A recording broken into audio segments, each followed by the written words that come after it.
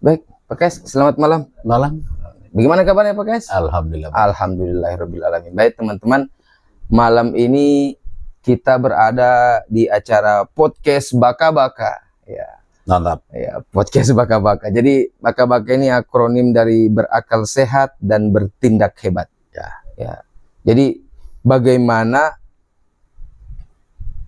akal sehat kita itu tertuang di dalam podcast ini, Pak Kes. Ya, jadi itu merupakan dan setelah keluar dari podcast kita bertindak bisa lebih hebat berdasarkan akal sehat yang kita canangkan tadi. Baik Pak Kes, baik teman-teman, bintang tamu kita ini namanya Pak Makmur SPD. Pak Makmur SPD ya. Beliau ini kepala sekolah dari SMP 2 Konawe Selatan. SMP 2 Konawe Selatan. Oh ya, ngomong-ngomong Pak KS, SMP 2 Konawe Selatan ada di mana? SMP Negeri 2 Konawe Selatan itu berada atau terletak di Kelurahan Punggaluku, Kecamatan Laya, Kabupaten Konawe Selatan. Di Punggaluku. Ya, jadi SMP Negeri 2 Konawe Selatan itu berada di Punggaluku. Buat guru-gurunya SMP 2 Konawe Selatan, tolong disimak baik-baik podcast kita karena bosnya lagi ada bersama saya. Saya mau kupas semua isi pemikirannya terkait dengan profesi guru. Luar biasa. Ya. Karena beliau ini saya rasa full of science, full of experience, ya, banyak ilmu, banyak pengalaman. Karena ngomong-ngomong Pak Kes, sudah berapa tahun berprofesi di dunia pendidikan ini Pak Kes? Kalau di dunia pendidikan sudah 20 tahun lebih. 20 tahun lebih. Ya, saya jadi kepala sekolah itu sudah kurang lebih 5 tahun. Kepala sekolah 5 tahun. Yang awalnya di SMP Negeri 17 Konawe Selatan, yang di Desa Kondara, Kecamatan Palangga. Kurang lebih 3 tahun di sana. 20 tahun lebih itu bukan hal yang sangat singkat untuk meraup sebuah pengalaman saya rasa. Ya. Tapi tetap kita haus akan banyak ilmu ya Pak Kes ya.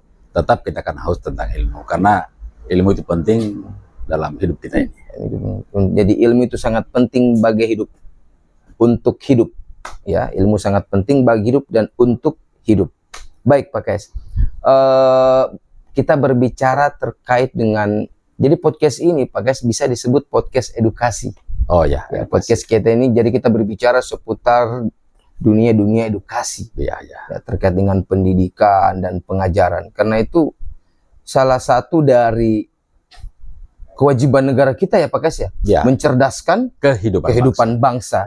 Jadi bayangkan itu perintah konstitusi yang satu ini sangat penting. Amanat undang-undang. Amanat undang-undang dasar, bayangkan. Jadi memang untuk menciptakan sebuah negara yang memiliki peradaban yang baik, itu pasti melalui pendidikan Pak Kes. Ya, pendidikan itu kalau dimiliki oleh sebuah negara, tentu negara itu akan kokoh. Iya. Tetapi kalau negara itu tidak memiliki pendidikan, ilmu tidak dimiliki, maka negara itu martabatnya akan menjadi rendah. Oh ya, benar. Jadi peradaban yang sangat baik bagi sebuah negara, peradaban negara yang memiliki keilmuan yang luas. Apalagi manusia yang terpelajar semua ya. Manusia terpelajar, dan kita perlu ketahui bahwa Indonesia ini adalah negara yang beraneka ragam. Ya.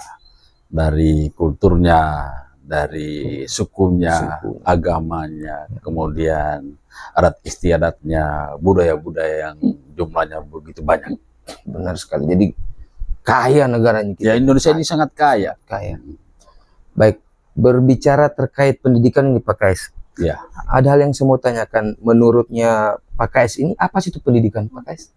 Ya, pendidikan sebenarnya itu merupakan sebuah akselerasi.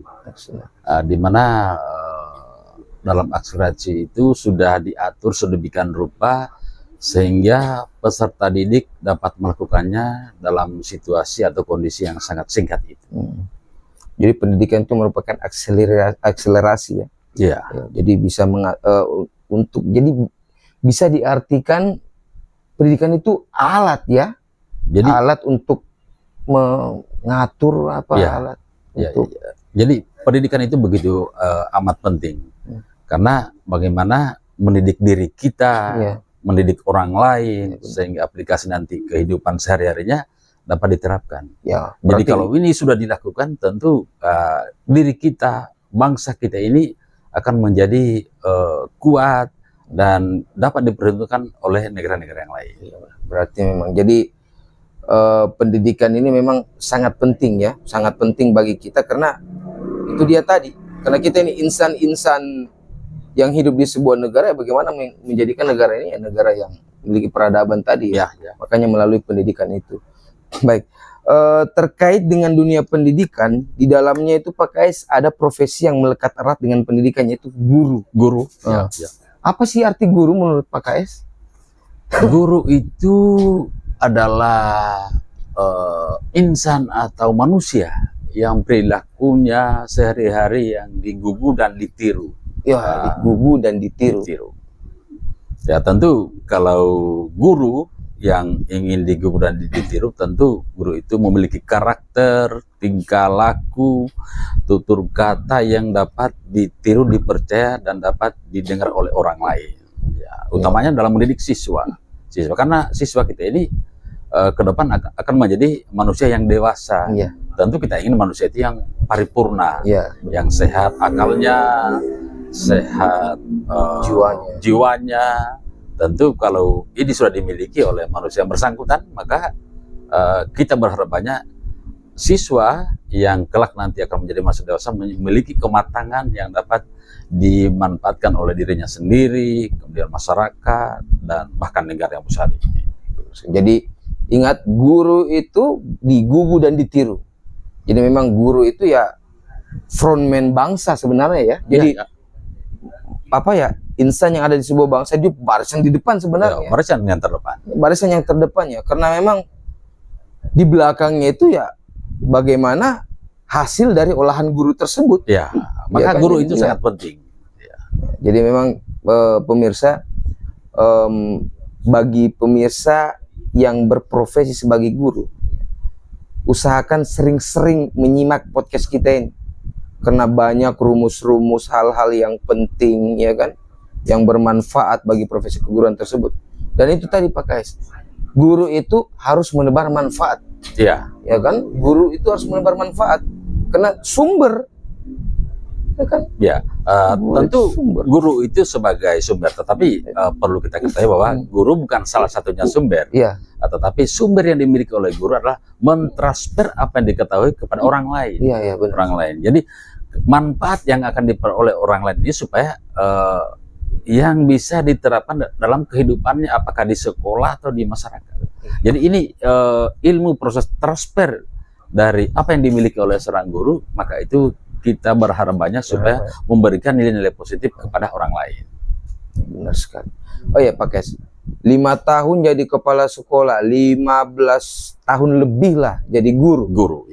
Kenapa Pak Kais pilih profesi guru? Padahal banyak profesi, ada dokter, ada pokoknya lain-lain.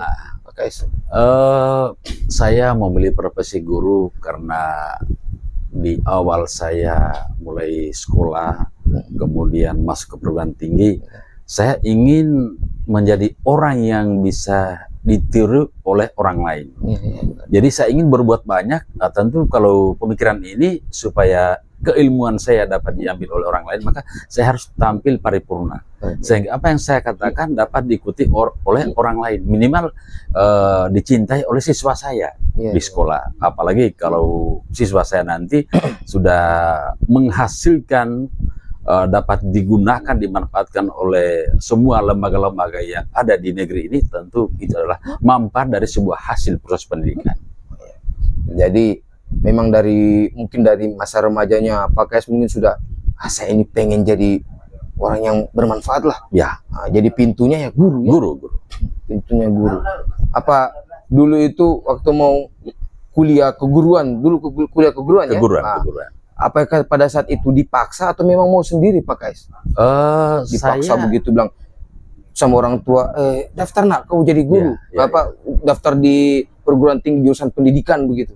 Apa mau sendiri? Kalau saya itu memang dari diri saya pribadi saya memilih untuk menjadi seorang guru. Oh. Ya, jadi sehingga saat saya kuliah saya memang enjoy saja karena memang itu adalah pilihan dari saya sendiri, bukan dari orang tua saya atau dari siapa, tetapi memang murni dari diri saya sendiri. Nah, sekarang Pak KS sudah menjadi seorang kepala sekolah. Ya. Nah, apa sih tantangan jadi kepala sekolah? Apalagi Bapak menjabat jadi kepala sekolah di... Oh ya, ngomong-ngomong sebelum saya lanjutkan pertanyaan saya, jumlah siswanya Pak KS itu berapa itu? Iya. Kalau kami di SMP Negeri 2 siswa dan gurunya ya? Iya, siswa di SMP Negeri 2 Konawe Selatan itu berjumlah 413 orang. 413 orang, banyak. Sesuai data itu yang ada di kementerian. Iya.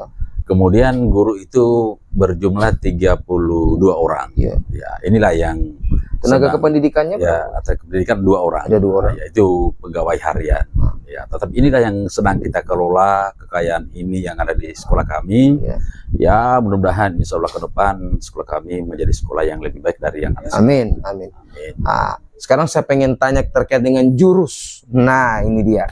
Memimpin orang yang hampir 500 orang itu memimpin orang yang hampir 500 di sebuah lembaga yang lembaga pendidikan loh, ini bukan sembarang lembaga. Itu kiat-kiatnya itu bagaimana Pak KS? Itu bagaimana bisa kita teguh, bagaimana kita bisa mampu menjadi seorang manajer yang baik, bagaimana Pak KS? Jadi saya punya prinsip bahwa memimpin orang yang jumlahnya kurang lebih 500 orang, tentu saya harus bagaimana caranya mengetahui memimpin diri sendiri dulu. Kalau saya sudah dapat memimpin diri sendiri, maka hampir kita pastikan dapat memimpin orang lain. Nah, bagaimana kita akan memimpin orang lain kalau diri kita ini tidak bisa kita pimpin? Jadi ada 2 yang kita pimpin di sekolah, yaitu siswa dengan guru dan tenaga pendidikan. Jadi ini ada cara trik tersendiri. Kalau kami di SMP 2 Konawe Selatan itu tentu saya sebagai kepala sekolah membaur kepada siswa dan kepada guru tenaga pendidikan, dan saya lakukan secara kekeluargaan. Ya, tentu hal ini bukan hal mudah, memimpin sebuah sekolah yang sudah lama usianya, yang saat ini sudah akan memasuki 60 tahun. Usia 60 tahun itu umur, waduh, 60 tahun lama. Baru di dalamnya hampir 500 orang, itu bukan orang sedikit. Kita pimpin orang itu 500 orang itu kalau kita tidak punya kiat-kiat, kita tidak punya cara, itu susah. Kadang-kadang ya begitu, kalau apalagi kita mungkin kurang welcome, kurang dekat sama yang di teman-teman, rekan-rekan kerja sama siswa. Karena saya juga sering dengar kasus banyak juga kepala sekolah yang bahkan tidak disukai. Jangankan gurunya, siswanya saya tidak suka. Betul. Itu bagaimana Pak KS biar kita tetap selalu disukai, itu bagaimana sih? Jangan sampai kita salah langkah, mungkin ada kebijakan kecil yang manusia kan kita tidak bisa ini Pak KS, jangan sampai sedikit mereka kena perasaannya, ini kepala sekolah saya ini begini. Bagaimana Pak KS? Jadi saya punya trik bahwa supaya saya disukai oleh siswa saya, teman-teman guru di kantor, maka setiap hari itu saya tampil dengan cara saya supaya mereka senang, kemudian saya juga disenangi, kemudian saya juga senang kepada mereka. Tentu kita harus tampil enjoy, welcome, terbuka. Ya, tentu action kita bagaimana melayani siswa. Ya, kalau seorang guru pendidik melayani siswa, supaya siswa belajar dengan baik, maka kita ciptakan suasana yang nyaman, baik di kelas maupun di luar kelas. Kalau di kelas ya tentu kita ciptakan bagaimana ruang kelas itu dapat nikmat, nyaman dipakai belajar, supaya nyaman dalam belajar. Benar. Tidak akan mungkin kita proses belajar dengan baik kalau ruangan itu berantakan. Ruangan itu tidak bersih. Maka kita harus tampil bagaimana jadi pemimpin di situ, karena guru juga sebagai seorang leader dalam kelas, seorang pemimpin dalam kelas. Maka sebelum kita memulai pelajaran, mari kita tata suasana dengan baik sehingga mereka ada rasa ingin untuk belajar yang tinggi. Benar. Jadi kan sebuah proses yang kita jalani. maka baik guru maupun kepala sekolah harus memiliki itu. Iya. Ya, jangan seorang guru, seorang kepala sekolah tampilnya ya marah-marah, kusut, ya, kelihatan seperti malaikat pencabut nyawa. Ya, ini kan di zaman ini, di zaman teknologi itu bukan lagi waktu itu. Iya, bukan lagi waktu itu. Bukan lagi saat itu. Ini sudah kita masuk di era digital ini, maka tentu kita cara memimpin yang manusiawi, yang baik. Tentu diri kita juga ini kita harus periksa, kita koreksi diri kita. Apakah saya ini sudah bisa tampil baik di depan orang banyak? Saya kira seperti itu. Jadi berusaha tampil sebaik mungkin di depan ya, di depan orang lain, khususnya kalau di sekolah ya di depan rekan-rekan guru, depan siswa.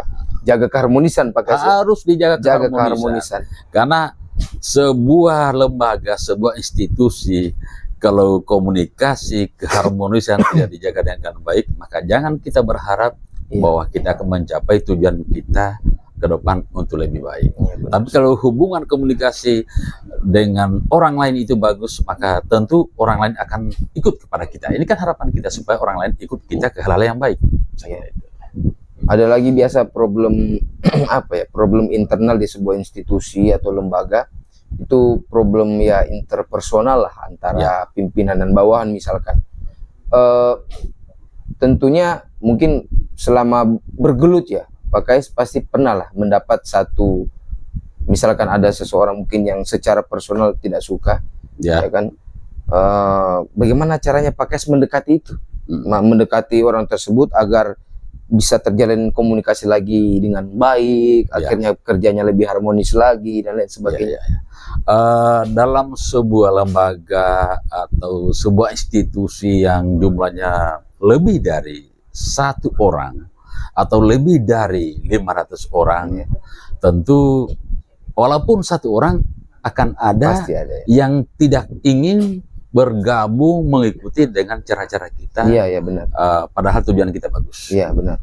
Contoh di sekolah itu ada juga guru yang kadang keinginannya hanya ingin menggugurkan kewajiban saja. Ya katakanlah menggugurkan kewajiban. Yang penting tetap mengajar, harus mengajar pulang lagi. Padahal tugas guru sebenarnya bukan hanya untuk mengajar. Masih banyak hal-hal lainnya mau diselesaikan. Kalau ada seperti itu, maka seorang leader harus memahami. Paling tidak memanggil yang bersangkutan untuk kita diskusi. Ya, benar. Katakanlah diskusi terbatas berdua, apakah di ruangan atau mungkin di tempat terbuka. Sehingga seorang pemimpin sebagai leader memahami apa masalahnya dia. Kalau memang masalahnya dia tidak bisa kita atur secara bersama, keinginannya dia meleset dari apa tujuan pendidikan nasional itu, maka kita berikan pemahaman bahwa kita ini bergerak bersama. Tentu kalau kita bergerak bersama, tidak ada satu personil atau satu guru yang akan keluar dari rambu-rambu yang kita sudah sepakati. Jadi kalau cara kami di sekolah itu, kalau ada satu teman yang akan memaksakan kehendaknya sendiri, merugikan orang lain, maka saya itu panggil di ruangan dan saya sampaikan bahwa ingat, tujuan yang lebih penting adalah tujuan kita bersama. Bagaimana caranya memajukan ini pendidikan supaya sekolah kita menjadi sekolah anak-anak kita yang cerdas sehingga nantinya akan sehat akalnya dalam berpikir. Jadi kepala sekolah atau pemimpin itu ya bukan hanya problem sekolah. Kadang-kadang kita harus pahami ya dari bawahan kita, bahkan misalkan ada anggota kita atau rekan kerja kita punya masalah di rumah, mungkin dia butuh teman curhat, ya kita sebagai seorang pimpinan harus siap menampung, ya kan? Kalau perlu bisa kasih solusi, atau apalagi ada problem di dalam tempat kerja apalagi harus kita coba ajak diskusi. Intinya ya diskusi ya untuk menjaga keharmonisan tersebut. Nah, selanjutnya Pak Kais, terkait dengan profesi guru ini tadi, kan menurut Pak Kais itu hal apa sih yang sangat penting atau yang sangat urgent mesti dimiliki seorang guru? Apalagi model pembelajaran kita saat ini sudah jauh beda dengan yang lalu-lalu Pak Kais. Sudah jauh beda. Di zaman yang serba maju ini, industri 4.0, ya kan semuanya serba berbasis IT, berbasis aplikasi, itu harus bagaimana sih Pak Kais? Ya, guru itu dalam menghadapinya. Tentu guru di masa lalu dengan guru di masa kini tentu sangatlah berbeda, jauh bedanya. Jadi guru saat ini harus merubah pemikiran, membawa diri ke zaman ini. Iya benar. Artinya mau tidak mau sistem ini, kemajuan ini tidak bisa kita hindari. Berapapun usia gurunya. Tidak memandang usia. Mau dia baru saja selesai wisuda menjadi guru, kemudian yang sudah 3 tahun lagi pensiun, tinggal setahun pensiun, maka wajib guru itu masuk ke dalam siklus yang berlaku sekarang. Iya benar sekali, benar. Artinya kalau guru itu keluar dari siklus, menghindari kemajuan teknologi yang ada sekarang ini, maka guru itu akan menjadi namanya guru yang tertinggal. Guru yang tertinggal. Ya, tertinggal, sangat tertinggal. Gitu. Jadi itu teman-teman pemirsa ya. Jadi guru itu memang harus melek, harus melek ya. Harus melek karena zaman kita ini bukan semakin lama semakin mundur, semakin maju bahkan. Apalagi dengan kecanggihan artificial intelligence ya.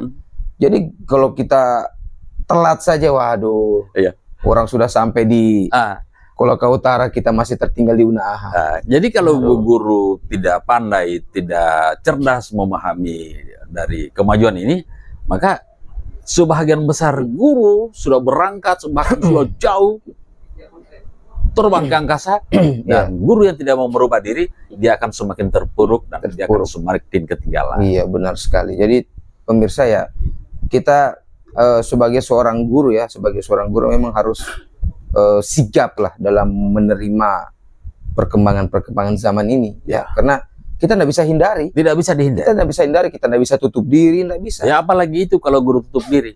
Nggak akan bisa. Maka guru itu semakin terisolir. Iya akan terisolir. Semakin ke belakang dia. Yang lain maju, kita masih di situ-situ saja. Bahkan jangan-jangan siswanya lebih maju pemikirannya daripada gurunya, bahkan. Jadi apalagi anak-anak sekarang ya, dengan perkembangan IT anak-anak. Jadi satu lagi yang perlu dicatat, bahwa murid kita hari ini, murid kita saat ini, mereka sudah jauh dari kemajuan teknologi. Jangan sampai ditemukan bahwa ada seorang guru yang buta dengan teknologi. Iya benar. Kalau ini terjadi, maka pembelajaran jangan kita berharap banyak. Iya benar sekali. Ya tentu tujuan kita tidak akan tercapai. Karena cara mengajar guru untuk saat ini harus merubah. Harus masuk ke ruang-ruang yang disenangi oleh peserta didik. Supaya peserta didik tertarik kepada kita, maka kita harus pandai menciptakan suasana yang bagus, yang baik. Tentu lewat teknologi itu. Iya benar. Ya bukan untuk ceramah. Kalau hari ini kita masih ceramah, itu namanya guru yang sangat ketinggalan. Iya ketinggalan. Itu metode tahun lama. Itu metode yang dulu. Tidak berlaku lagi saat ini. Ya. Jadi bagaimana itu kita manfaatkan ya untuk pembelajaran, karena hampir semua hal itu bisa kita jadikan sumber belajar, sumber belajar. Itu sangat membantu guru dalam mengelola pendidikan, mengelola teknologi ini.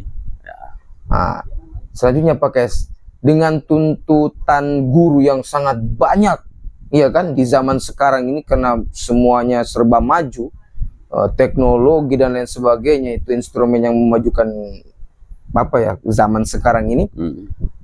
Apakah seimbang dengan kesejahteraan yang didapatkan seorang guru Pak Kais, menurut gambaran atau pandangannya Pak Kais? Ya, kalau kita membahas tentang itu kesejahteraan, hari ini tetap imbang dengan tingkat kebutuhan guru. Artinya kalau pemerintah sekarang sudah memberikan pelayanan, tentu ada gaji, ada tunjangan-tunjangan yang lain yang akan memfasilitasi seorang guru dalam melaksanakan tugasnya. Hanya saja kadang juga seorang guru sebagai manusia biasa yang tidak pandai mengontrol kebutuhan, sehingga ada hal-hal lain yang perlu dibiayai dalam pendidikan, dalam mengajar sehari-hari ini terabaikan. Contoh, ya guru hari ini harus memiliki laptop misalnya. Iya benar, laptop. Kemudian guru harus memiliki HP Android. Gitu. Kemudian guru harus memiliki untuk tempat Infokus itu wajib. Kemudian untuk memprint kertas. Iya, printer. Jadi sesudah guru mengetik, pembelajarannya, maka itu harus di-print. Jadi ini yang saya sebutkan tadi, ini wajib dimiliki oleh guru. Tetapi kalau tidak dimiliki guru ini, maka akan tetap ketinggalan juga. Dan ini menghambat pekerjaan sebagai seorang guru. Iya, karena sekarang itu segala macam kegiatan kirim online, cara online, ini kirim lagi lewat online, di PDF kan dikirim lagi, bukan lagi fotokopi, bawa store. Kalau kita cara dulu ya selalu menggunakan cara-cara seperti itu, cara manual, maka tetap namanya ketinggalan. Kita hari ini harus buka diri, kita sudah dalam era kemajuan. Tapi apakah dengan era kemajuan khususnya di negara kita ini, Pak Kais, menurut pandangannya Pak Kais, apakah negaranya kita ini pada dasarnya sudah siapkah untuk menjalankan itu semua? Ya, sebenarnya negara kita ini, bangsa kita ini, negara kita ini sudah siap. Hanya bangsa kita ini yang belum siap. Yang membuat tidak siap, tentu kita pelaku-pelaku dunia pendidikan, orang-orangnya yang ada di dalam negara ini yang tidak mau memanfaatkan momen kesempatan yang sedang berlangsung sekarang ini. Padahal kalau kita pelajari, apa bedanya manusia yang di Jawa sana, manusia yang mengajar di Kabupaten Kendari Selatan ini, sama, manusianya sama. Mungkin fasilitasnya Pak Kais? Fasilitas juga ada. Hanya mungkin ini guru kita yang tidak mau belajar supaya memahami fasilitas itu, motivasi. Benar. Tidak terdorong oleh kemajuan yang ada saat ini. Jadi seberkembang apapun media yang disiapkan, kan selengkap apapun fasilitas yang tersedia, kalau tidak ada motivasi dari diri kita sendiri, kalau bukan diri kita yang memotivasi, bagaimana caranya? Kita akan memotivasi orang, sementara diri kita ini kita tidak motivasi diri sendiri. Jadi tidak ketemu, tidak ada balance itu. Tidak akan ketemu. Kalau kita ingin memotivasi orang, tentu kita akan motivasi diri dulu. Itu yang kita lakukan di awal sebenarnya. Baik, kita tadi membahas terkait pendidikan, guru, profesi keguruan, bahkan kesejahteraan, bahkan kita bagaimana dengan perkembangan zaman saat ini yang berkaitan erat dengan yang secara langsung menyentuh dunia pendidikan, kan berbasis IT dan lain sebagainya. Ini Dinas Pendidikan Kebudayaan Kabupaten Konawe Selatan belum lama ini melaunch atau meluncurkan sebuah aplikasi yang namanya Sekolah Pindara. Sekolah Pindara ini aplikasi yang digagas oleh Pak Erwin Mangidi, SPDMM, Kepala Bidang GTK di Dinas Pendidikan Kebudayaan Kabupaten Konawe Selatan. Jadi aplikasi Sekolah Pindara ini aplikasi yang full of access, dan sangat berfungsi, bermanfaat bagi semua elemen-elemen pendidikan yang ada di Kabupaten Konawe Selatan. Nah, sekarang saya mau tanya Pak Kais, bagaimana pendapatnya Pak Kais terkait aplikasi ini? Pak Kais sebagai aplikator kan, pengguna juga kan? Pengguna. Bagaimana pandangannya Pak? Baik. Jadi begini, saya sebagai Kepala SMP Negeri 2 Konawe Selatan, saya sangat mensupport, saya sangat mendukung. Jadi kami di SMP itu sangat mendukung dengan lahirnya perubahan ini yang dilakukan oleh Dinas Pendidikan dan Kebudayaan Kabupaten Konawe Selatan, khususnya Kepala Bidang GTK Pak Erwin Mangidi SPDMPD, di mana hasil ini dapat diakses oleh kami yang ada di Kabupaten Konawe Selatan ini, yang sudah merambat ke semua sekolah, karena aplikasi ini dapat diakses dan mudah diakses oleh semua guru. Dalam aplikasi ini tentu kan di sini semua data tenaga pendidik dan kependidikan dapat dimasukkan ke dalam ke dalam akun itu. Di situ ada bisa kita akses jurnal kepala sekolah, jurnal guru, kemudian absen dan sebagainya. Itu bisa kita lakukan ke dalam aplikasi itu. Ini sangat memudahkan. Jadi saya sangat mendukung ini karena ini adalah buah pikiran dari anak-anak di Kabupaten Konawe Selatan. Sehingga ke depan kita akan lebih mudah lagi. Daripada data-data kita hilang, maka ada tempat penyimpanan yang aman. Itu kita pastikan dapat dibuka kapan saja. Tinggal membutuhkan akses jaringan. Dan bahkan kalau kita habis bikin apa itu pakai bukti karya, misalkan bukti karya guru, aksi nyata, bisa kita tuangkan di situ ya. Maka kita tuangkan di situ. Tempat berbagi. Di situ tempat berbagi, karena akan diakses oleh orang lain. Orang lain. Jadi media berbagi, media untuk kita berbagi pada dasarnya bukan hanya secara langsung, misalkan teman ini ada yang mau kasih tahu kok begini atau tidak, cara mengajar yang betul itu kayak begini, tidak mesti. Bahkan teman bisa nonton kita lagi mengajar, contohnya di video, ya kan, kita lagi menjelaskan satu problem misalkan begini, teman bisa nonton video kita, oh betul juga ya ini begini ya. Dan Psikola Pindara memuat hal itu. Iya, benar sekali. Jadi disitulah kita bisa berbagi. Kita dapat melihat bagaimana cara sekolah mengelola, ada apa mengelola sekolah, kemudian bagaimana cara mengelola pembelajaran. Di situ kita akan bisa nonton, melihat bagaimana, oh ini cocok saya gunakan, ini tidak cocok, maka ini yang saya akan terapkan di sekolah saya, karena ini bagus dan tepat sekali. Baik, ini terakhir Pak KS. Siap. Hari ini, bukan hari ini sih, beberapa hari yang lalu itu kita merayakan Hari Guru Nasional ya. Guru Nasional. Termasuk dengan hari HUT PGRI HUT PGRI yang ke-78. Baik, di momen ulang tahun PGRI ini Pak KS, saya minta Pak KS mungkin bisa memberi pesan dan kesan untuk guru-guru dimanapun berada, khususnya di Kabupaten Konawe Selatan, Pak KS. Baik, kami dari SMP Negeri 2 Konawe Selatan yang saat ini sedang melakukan peringatan Hari Ulang Tahun Persatuan Guru Republik Indonesia yang ke-78 dan Hari Guru Nasional.